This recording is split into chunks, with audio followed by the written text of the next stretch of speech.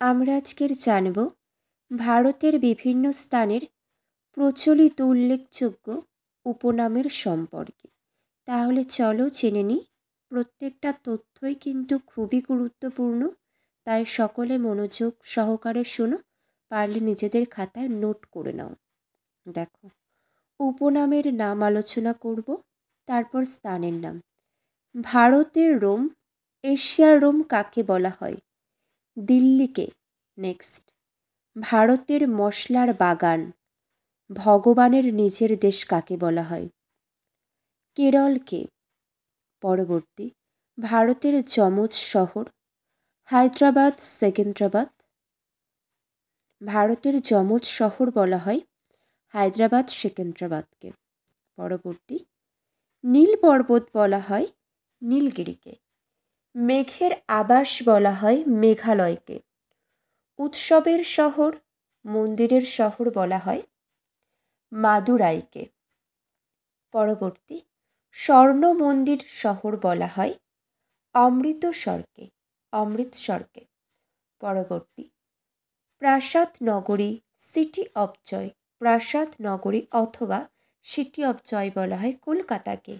Next, ভারতের উদ্যান শহর বলা হয় বেঙ্গালুরুকে। পরবর্তী, ভারতের প্রবেশদ্বার বলা হয় মুম্বাইকে।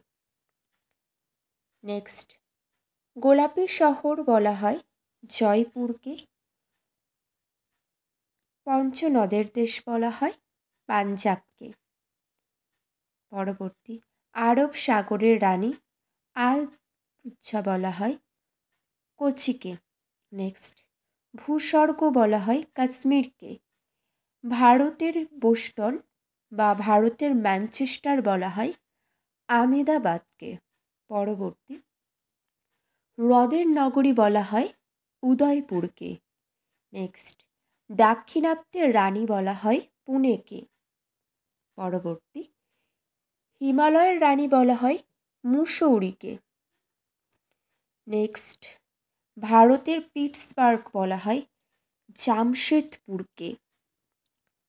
পরবর্তী, এশিয়ার ডিমের ঝুড়ি বলা হয় অন্ধ্রপ্রদেশকে।